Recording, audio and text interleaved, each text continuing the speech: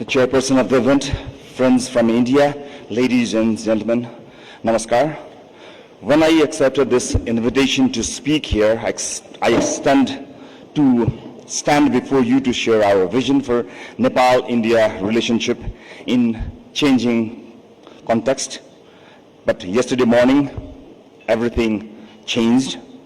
Before I say anything, I would ask everyone in this hall to stand with me and to observe a moment of silence for the people we lost on Wednesday.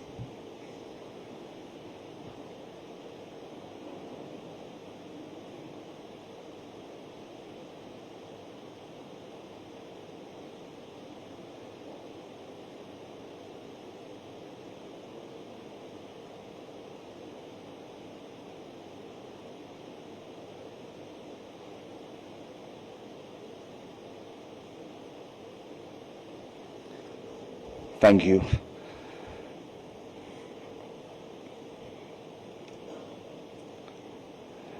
On Wednesday morning, a flash flood tore through Rasua and Nuakot carrying water and debris that wiped out villages, hydropower, and destroyed infrastructure and took many lives, mainly around Botikusi and the Trisuli River Basin.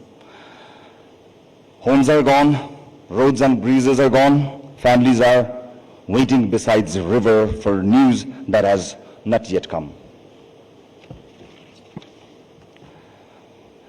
I'm not able to give you numbers at this moment. The count is not complete.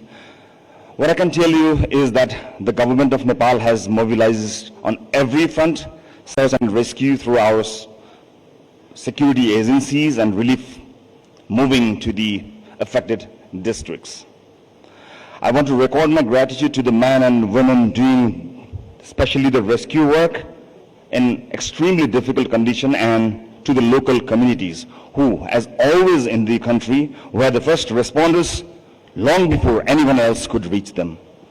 I also would like to thank our friends abroad. I'm grateful to Prime Minister Narendra Modi for his call yesterday evening to our Right Honorable Prime Minister Balendra Shah, and for India's offer of whatever assistance Nepal requires, an offer already backed by relief supplies, which arrived last night.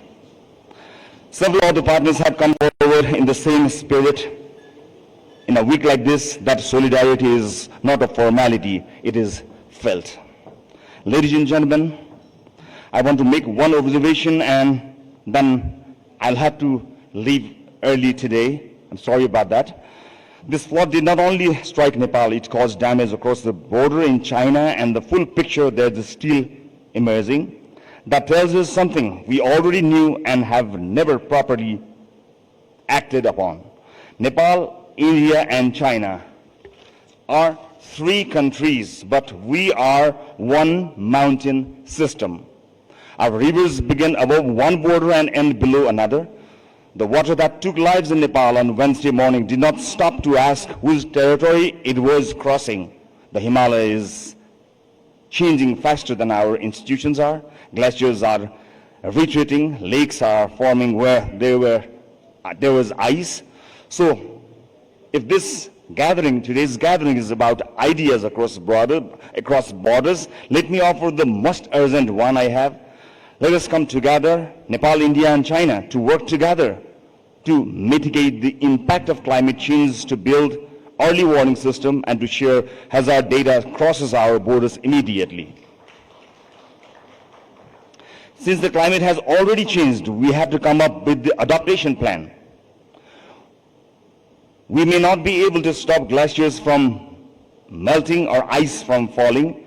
We can stop being surprised by it, and we can give the family in the valley that 20 minutes that decides whether they leave. I came here today because I believe this conversation really matters, but I will not pretend this is an ordinary afternoon.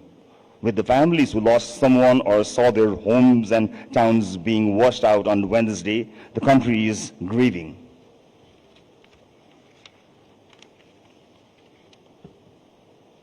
Besides all the unfortunate situation, we are fortunate enough to receive such a warm messages and solidarity from the friends and all across the world.